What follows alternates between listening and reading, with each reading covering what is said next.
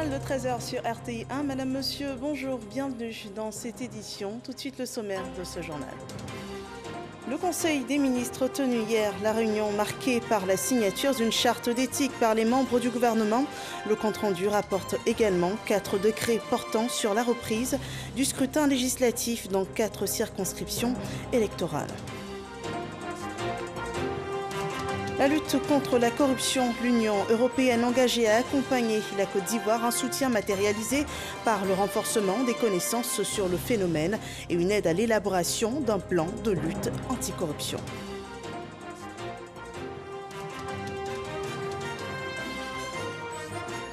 L'Afrique du Sud également à cheval contre la corruption. Le président sud-africain est convoqué comme témoin devant une commission qui enquête sur les soupçons de corruption sous la présidence de Jacob Zuma. Bienvenue dans ce 13h. Ce journal est traduit en langue des signes. Nous commençons par cette entrevue entre le chef de l'État, hier au palais présidentiel, et la ministre centrafricaine des Affaires étrangères et des Centrafricains de l'étranger, Sylvie Baipo-Témon. La chef de la diplomatie centrafricaine s'est exprimée sur le modèle de développement que représente la Côte d'Ivoire pour son pays. Suivons le point de l'audience avec Viviane Aïma. Reçue au palais présidentiel, Madame Sylvie Baipo-Témon, ministre centrafricaine des Affaires étrangères et des Centrafricains de l'étranger, était porteur d'un message du président de la République centrafricaine, Faustin Archange Touadéra, à son homologue, le chef de l'État ivoirien, le président Alassane Ouattara. L'envoyé du président centrafricain a déclaré à la presse que cette visite s'inscrit dans le cadre du renforcement des relations entre la Centrafrique et la Côte d'Ivoire. Ce message était déjà un message de fraternité et de marque de gratitude pour tout le soutien que la République de Côte d'Ivoire a toujours apporté à la République centrafricaine. Vous savez que lors de la première mandature du président de la République de Centrafrique, un de ses premiers séjours était en terre ivoirienne, où il a pu bénéficier d'un accueil très chaleureux et du soutien et des différentes rencontres pour l'accompagner dans justement la gestion de cette première magistrature suprême qui lui a profondément apporté. Et vous êtes informé également qu'il a été réélu récemment, dont l'investiture s'est portée le 30 mars dernier. Et dans ce cadre-là, il était important pour lui de raffermir et de consolider l'excellente relation de coopération que la République centrafricaine et la République de Côte d'Ivoire entretiennent. Le président centrafricain Faustin Archange Touadéra, réélu en janvier dernier pour un deuxième mandat à la tête de son pays, a déjà effectué une première visite officielle en Côte d'Ivoire. C'était en novembre 2016. Et nous gardons en mémoire le cadre du palais présidentiel où s'est tenu hier un conseil des ministres présidé par le chef de l'État Alassane Ouattara. Plusieurs décisions ont été prises. Elles portent entre autres sur la reprise du scrutin législatif dans les localités où le vote a été invalidé par la CEI, la signature par les ministres d'une charte d'éthique et la construction prochaine d'un centre sportif culturel et d'éthique consacrant la coopération ivoiro-coréenne. Le compte-rendu de la séance par Viviane Aïma. Après leur nomination le 6 avril dernier, ce mercredi 28 avril, avant le démarrage des travaux du Conseil des ministres, les membres du gouvernement, avec en tête le Premier ministre, ont signé individuellement, sous le regard du président de la République Alassane Ouattara, la charte d'éthique du gouvernement. L'occasion pour le président de la République de demander aux ministres de se soumettre à la loi de déclaration des biens. Le président de la République a en outre fait savoir qu'il prendra des mesures fermes contre l'utilisation des sirènes et gyrophares dans les cortèges des ministres. Le cadre de leurs fonctions ainsi balisé, les nouveaux ministres ont été invités par le président de la République à se mettre au travail. Le Conseil des ministres a ainsi tenu sa séance ce mercredi 28 avril. 4 décrets ont été signés par le président de la République, dont 2 décrets relatifs à la reprise du scrutin législatif dans les circonscriptions où les résultats du dernier vote ont été invalidés par la CEI et dans les circonscriptions où les élus sont décédés. Pour ce qui est des annulations, ce sont les circonscriptions de Gbelo, Gouékan, Kona, Ouaninou, Sabadougou et Santa, communes et sous-préfectures, la circonscription de Atoutou et Jacquesville, commune et sous-préfecture, de la circonscription de Dabouyo et Guéyo, commune et sous-préfecture, et de la circonscription de Dogbo et Grand-Bérébi, commune et sous-préfecture. Pour les deux autres circonscriptions où nous avons perdu donc des élus, il s'agit de la circonscription électorale de Séguéla et de celle de Mankono. Ainsi donc, sur proposition de la Commission électorale indépendante, la CEI, les collèges électoraux de ces circonscriptions électorales sont convoqués à la date du samedi 12 juin 2021 de 8h à 18h en vue donc de l'élection de leurs députés à l'Assemblée nationale. La durée de la campagne est fixée à 7 jours. Elle est donc prévue s'ouvrir le vendredi 4 juin 2021 à 0h pour prendre fin le jeudi 10 juin 2021 à minuit. Le Conseil a aussi donné son accord au plan de réhabilitation du zoo d'Abidjan. Le gouvernement avait décidé de fermer temporairement le zoo en octobre 2020 en vue d'engager des études techniques pour la mise en œuvre d'un plan de rénovation et de développement visant à hisser le zoo au niveau des standards internationaux. Ce plan, d'un coût prévisionnel de 500 millions, a été adopté. En outre, l'arrêté qui avait été pris par le ministre des Transports concernant les nouvelles conditions de passage du permis de conduire a été renforcé par le Conseil des ministres de ce 28 avril. Le Conseil a adopté une communication d'information relative à la suspension des inspecteurs du permis de conduire. Les agents de la gendarmerie, pendant une période de 3 mois, sont requis pour assurer la mission d'inspection pour les examens de passage du permis de conduire, en attendant l'achèvement de la réforme du permis de conduire. Au plan sanitaire, le Conseil a dégagé une enveloppe financière pour lutter contre l'épizootie qui frappe actuellement la cuniculture ou l'élevage des lapins en Côte d'Ivoire. Le Conseil a adopté une communication relative à l'épizootie de fièvre hémorragique du lapin dans le Grand Abidjan. À la date du 31 mars 2021, sur une population nationale estimée à 20 000 lapins, 6 315 morts ont été rapportés par les éleveurs. Face à cette menace sanitaire, le Conseil a décidé de mettre en place une stratégie de lutte d'un coût global de 170 millions en vue d'éradiquer cette maladie. Par ailleurs, après Abidjan, qui a eu la primeur de la vaccination contre la Covid-19, c'est tout le reste du territoire qui va être touché par la campagne de vaccination, comme vient de le décider le Conseil des ministres. Cette campagne a démarré effectivement le 1er mars. Au 25 avril 2021, 118 875 doses de vaccins ont été administrées, dont 101 805 pour la première dose et 17 070 pour la deuxième dose. Aucun effet secondaire grave n'a été enregistré en Côte d'Ivoire. Au regard du taux de vaccination en deçà des prévisions, un plan de déploiement à l'échelle nationale a été adopté par le gouvernement en vue d'améliorer le taux de couverture vaccinale. Il s'agira de démultiplier les équipes de vaccination aussi bien dans les districts sanitaires de l'intérieur du pays que dans les districts sanitaires cibles du Grand Abidjan. Cette opération a commencé depuis le 26 avril 2021. Le 1er mai, fête du travail, ne sera pas en reste. Cette année, comme les précédentes, la fête du travail sera marquée par une cérémonie présidée par le Premier ministre. Ce sont là quelques décisions du Conseil des ministres qui s'est tenu ce mercredi 28 avril de 11h à 13h30. Voilà, c'était là le compte-rendu du dernier Conseil des ministres qui annonçait la reprise des élections législatives dans 4 circonscriptions électorales où le scrutin avait été invalidé par la CEI. Le collège électoral est convoqué le 12 juin prochain. Le président de la commission électorale indépendante, Ibrahim Kouibier Koulibaly, s'exprimait hier sur le plateau du 20h, suivant un extrait de son intervention. Cette reprise est motivée par 2 cas. En cas de décès et en cas d'annulation. Le premier cas, c'est le cas de l'annulation.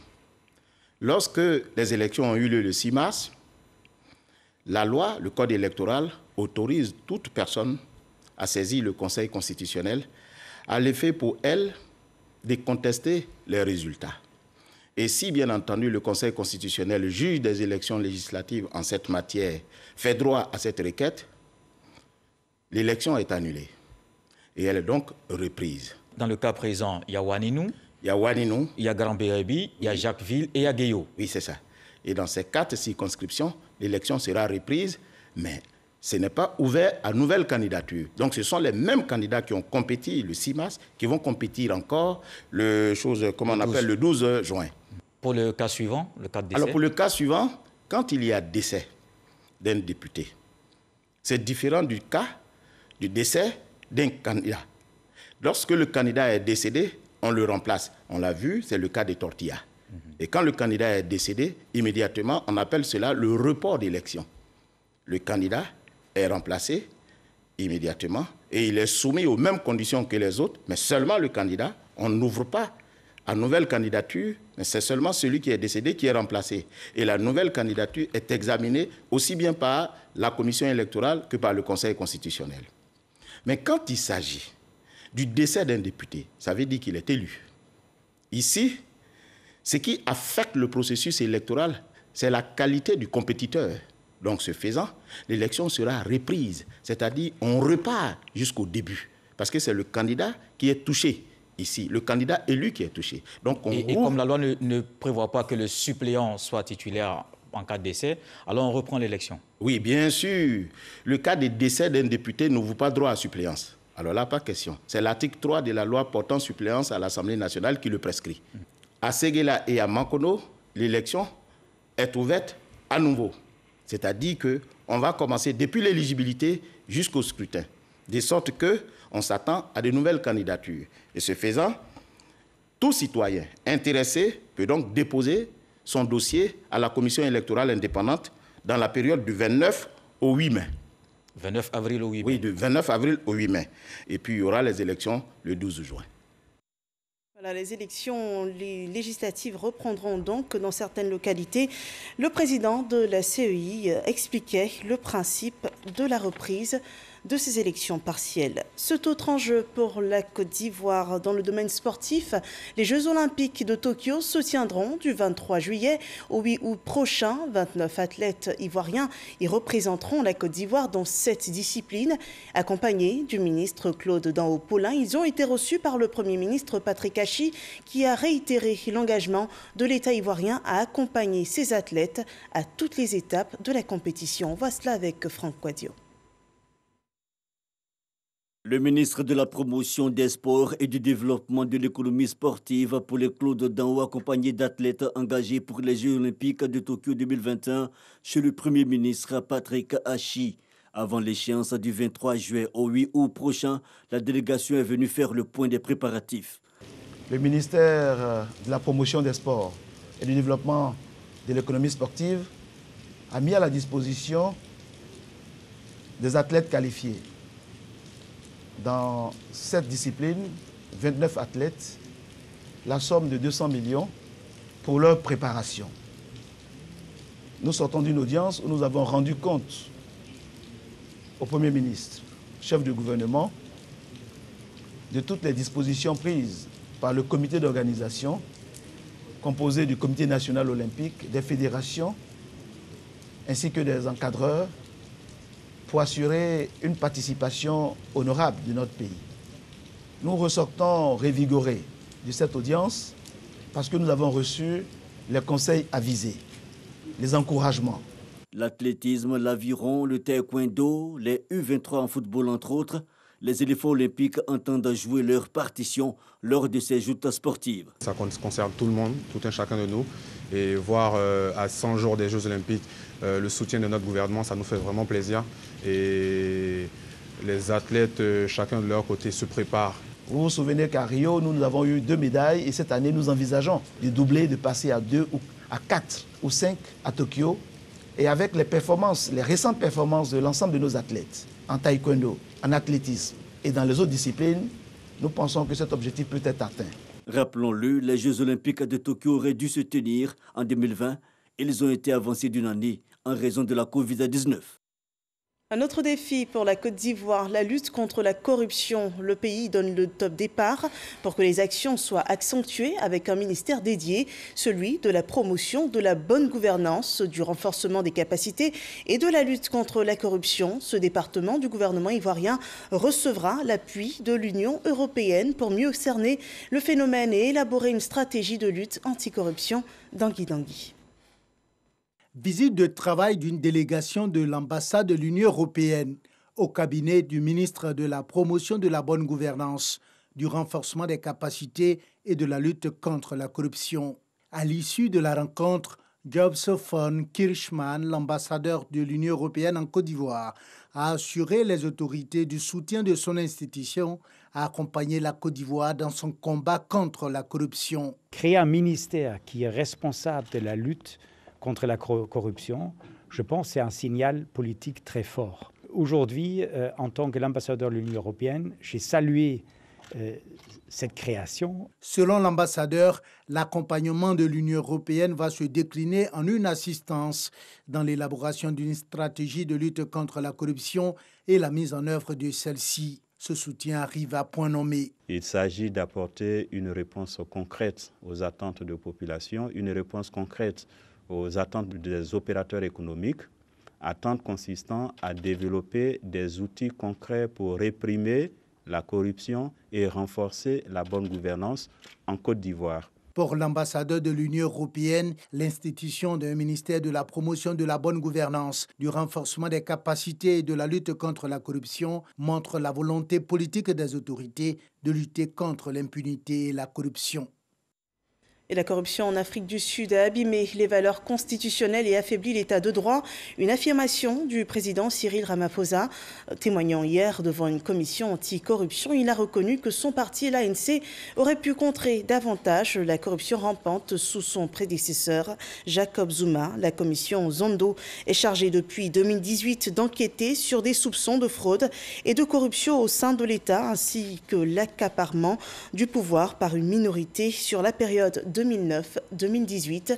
L'ancien président Jacob Zuma est au cœur de ces enquêtes. Le développement de la Côte d'Ivoire, nous en parlons, il est soutenu par les États-Unis dans le cadre de la coopération qui lie les deux pays. Le centre opérationnel de la Marine nationale a reçu en mars 2018 un appui matériel et logistique.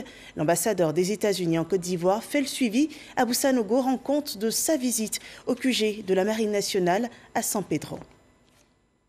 Centre opérationnel de la base navale de San Pedro.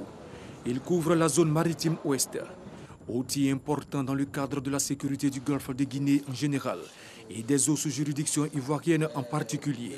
Ce centre financé par le gouvernement américain et qui vise à renforcer la coopération entre les États-Unis d'Amérique et la Côte d'Ivoire dans le domaine de la sécurité maritime a bénéficié lors de son inauguration le 1er mars 2018 d'équipements, matériel et logistique pour son fonctionnement. La visite de l'ambassadeur des États-Unis d'Amérique en Côte d'Ivoire, Richard Bell, au centre opérationnel de la base navale de San Pedro, vise à s'enquérir des conditions de travail des marins et surtout de l'exploitation du matériel reçu. Il a donc visité les systèmes de radar, les systèmes d'identification des navires, de communication et d'informatique. Nous avons, nous, le gouvernement américain, appuyé ce centre opérationnel de la Marine nationale ivoirienne dans le cadre de la sécurité maritime en golfe de Guinée, doté notamment d'un radar. J'ai tenu à venir me renseigner là-dessus. Le chef du centre opérationnel de la base navale de San Pedro a reconnu que la vie et la santé de ce centre sont à mettre à l'actif de la coopération ivoiro-américaine. Le camp San Pedro est un pur produit du projet AirMac dans la mesure où nous avons bénéficié en partie de tous les équipements dont nous disposons au sein du COM. Alors ça a été pour nous un grand plaisir de le recevoir ici. Ce centre opérationnel permet donc aux forces maritimes ivoiriennes de partager des données, de mieux identifier et stopper les menaces maritimes et de protéger les ressources maritimes du pays en coopération avec les pays voisins. La Côte d'Ivoire et le Burkina Faso travaillent depuis hier sur une 4e réunion du comité conjoint de suivi et évaluation des décisions et recommandations du traité d'amitié et de coopération. Durant 3 jours, les experts burkinabés et ivoiriens vont échanger sur plusieurs points au centre de ce mécanisme de coopération ivoiro-burkinabé. Les résolutions de ces échanges feront l'objet des prochains travaux du TAC prévus en juillet 2021. Le premier trimestre 2021 aura été fructueux pour la Direction générale des impôts. Elle aura collecté un peu plus de 639 milliards de recettes fiscales pour un objectif de 634,8 milliards de francs CFA. De ce bilan partiel, les perspectives sont tirées pour atteindre les objectifs fixés à l'année 2021. Cheikh Koné. Au cours des 3 premiers mois de l'année 2021, le montant total des recettes enregistrées par les services des impôts s'établit à 639 milliards 900 millions pour un objectif de 634 milliards 800 millions, dégageant ainsi un écart positif de 5 milliards 200 millions de francs CFA. Un résultat obtenu au prix de plusieurs réformes. Entre autres, grâce à la bonne tenue de l'activité économique, notamment dans le secteur minier, et aux résultats probants du recouvrement des arriérés.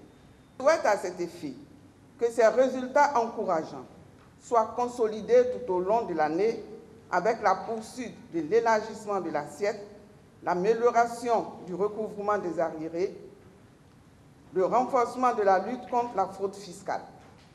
Le directeur de cabinet représentant le ministre du Budget et du portefeuille de l'État a adressé ses encouragements au service des impôts.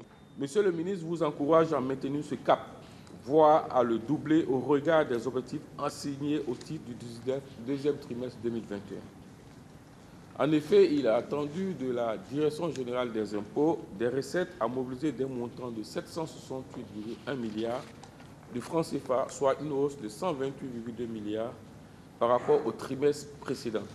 Les recettes de la Direction générale des impôts connaissent une hausse de 74 milliards 800 millions de francs CFA, soit un taux de croissance de 13,2% par rapport au premier trimestre 2020. Des perspectives sont aussi en vue pour la filière coton. Elles portent essentiellement sur le développement par le renforcement de la motorisation. Mais avant cela, un comité de suivi de la filière fait le bilan des centres motorisés installés par le gouvernement. Soro Corona. Intercoton, organisation interprofessionnelle agricole de la filière coton, a décidé de faciliter l'accès d'un plus grand nombre de producteurs à la motorisation agricole. Une motorisation pour atténuer le problème crucial de main-d'œuvre, maîtriser le calendrier agricole perturbé par le changement climatique. Pour répondre à ces attentes, 3 centres de prestations de services agricoles motorisés sont ouverts dans les départements de Korogo, Bondiali et Mankono. Après 2 saisons agricoles, les acteurs tirent déjà les bénéfices. Les producteurs sont le maillot de la filière coton. Si ça va pour les producteurs, c'est que cette année, on a su qu'on va faire une bonne campagne. Avec le tracteur, en tout cas, les producteurs sont satisfaits.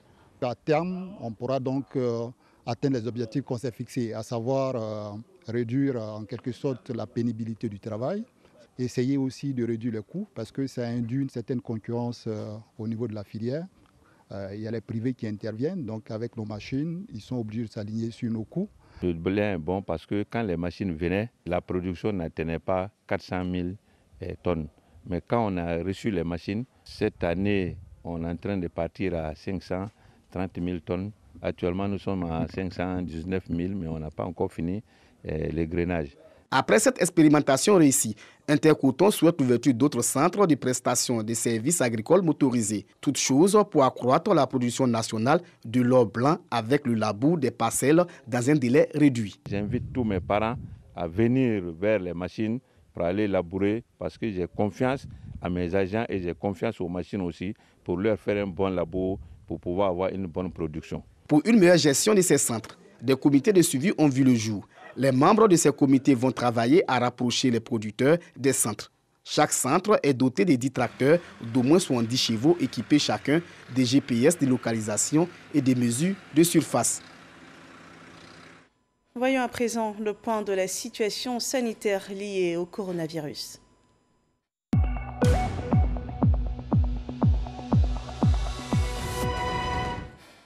Le coronavirus ne cesse de muter. Depuis son apparition, plusieurs variants sont plus contagieux et plus dangereux et sont répertoriés à travers le monde. Le virus est encore actif en Côte d'Ivoire. Le dernier bilan sanitaire annonce 58 nouveaux cas Covid, 18 nouvelles guérisons et un cas de décès. Pour l'heure, la Côte d'Ivoire compte 45 943 cas confirmés, dont 45 469 personnes déclarées guéries, 286 personnes décédées depuis le début de la pandémie et 188 cas restent encore actifs. Un total de 132 434 personnes ont été vaccinées à ce jour en Côte d'Ivoire contre la Covid-19. Dans le domaine de l'éducation, les valeurs de paix, d'excellence et de cohésion sociale sont inculquées aux élèves de l'école élémentaire, les écoles primaires, des notions apprises au cours du Festival des écoles de Côte d'Ivoire. Jean-Marc Djadji nous en dit davantage. Plus de 500 élèves et parents d'élèves de l'école primaire publique BAD de Koumassi, mobilisés pour la première édition du Festival des écoles de Côte d'Ivoire. Cette célébration est l'occasion pour ces enfants de faire montre de leur talent de danseurs, d'entrepreneurs, de poètes et de lecteurs. Ces élèves venus de tous les quartiers de Koumassi ont défilé pour la promotion de la paix, de la cohésion sociale, de la réconciliation et de l'hygiène publique. Le Festival des écoles a pour but de valoriser et de montrer tout ce qui est formation pédagogique, tout ce qui est formation culturelle, tout ce qui est formation aussi sociale. L'éducation de l'enfant, c'est tout un tout. Il y a les connaissances académiques, les connaissances de la vie courante qui permettent à l'enfant d'être un citoyen accompli pour l'avenir. Le représentant du maire de la commune de Koumassi, Alphonse Bouaki, et les délégués de parents d'élèves ont soutenu cette initiative. Les initiateurs du Festival des écoles de Côte d'Ivoire comptent l'étendre aux établissements primaires des autres communes du district d'Abidjan et de l'intérieur du pays. Une manifestation culturelle à présent ce 29 avril est célébrée partout dans le monde. La danse, à l'occasion de la journée internationale. Le ministère de la Culture, de l'Industrie des Arts et du Spectacle réaffirme l'engagement du gouvernement à soutenir le développement du secteur culturel ivoirien. Laure Goretti et Issa Yeo. La danse est un art vivant. Il est défini comme mode d'expression éphémère constitué de séquences de mouvements de corps, souvent accompagnés par de la musique. Les mouvements sont à volonté, rythmiques et façonnés culturellement. La danse est célébrée tous les 29 avril de chaque année. En Côte d'Ivoire, à l'occasion de cette journée, une semaine entière est consacrée à cette célébration. Pour marquer le clou de cette festivité, du jeudi 22 au jeudi 29 avril 2021, des prestations de danse artistique, des panels et des communications ont lieu dans des communes sur plusieurs sites, à savoir l'Institut français, le Goethe Institute, le Sénac Café et Théâtre de Trècheville, la place CP1 de Yopougon. Pour redorer l'art en Côte d'Ivoire, notamment la danse, le gouvernement s'engage à travers le ministère de la Culture, de l'Industrie des Arts et du Spectacle à travailler en synergie avec les acteurs du monde culturel afin de mieux accompagner la création artistique. Notre rôle est de permettre aux artistes et notamment aux jeunes générations de développer leurs projets sur le territoire national, de rencontrer les publics les plus larges à l'international. Au nom du gouvernement, je voudrais féliciter et encourager tous les acteurs culturels, particulièrement les talentueux chorégraphes, les écoles et les centres de formation pour leur fertile esprit de créativité. La Journée internationale de la danse est une manifestation culturelle instituée en 1982 par l'UNESCO et le Comité de danse international CDI. La culture, véritable outil de rassemblement pour les peuples. L'actualité hors de chez nous, en République démocratique du Congo, sur l'affaire Tchebeya, un troisième membre du commandant de police qui a tué les deux défenseurs des droits de l'homme, Floribert Tchebeya et Fidel Bazana, témoignent. Eric Kibumbe Banza, dit Saddam, reconnaît avoir participé à l'assassinat de l'assistant et chauffeur du fondateur de la Voix des Sans-Voix et pointe des responsabilités du général Djadja dans le complot. Fidel Bazana serait mort par étouffement, selon ses dires. Le corps de la victime n'a jamais été retrouvé. Ce 29 avril marque également les 100 premiers jours de Joe Biden à la Maison-Blanche. Le président américain a prononcé hier un premier grand discours devant le Congrès américain, durant lequel il a évoqué ses premières réussites comme la vaccination contre la Covid-19 avec 141 millions d'Américains qui ont reçu leur première dose. Aucun autre pays n'a autant vacciné, selon ses dires. Le plan de relance économique également s'ajoute à son bilan. En son jour de mandat, 6 000 milliards de dollars de dépenses publiques ont été réalisées, une somme qui a servi à verser par exemple 1 400 $ d'aide directement aux foyers américains qui en avaient besoin. C'est la fin de ce rendez-vous d'information. Merci de nous avoir suivis. À 15h, un autre flash d'information vous sera proposé. Bonne fin d'après-midi sur RTI1.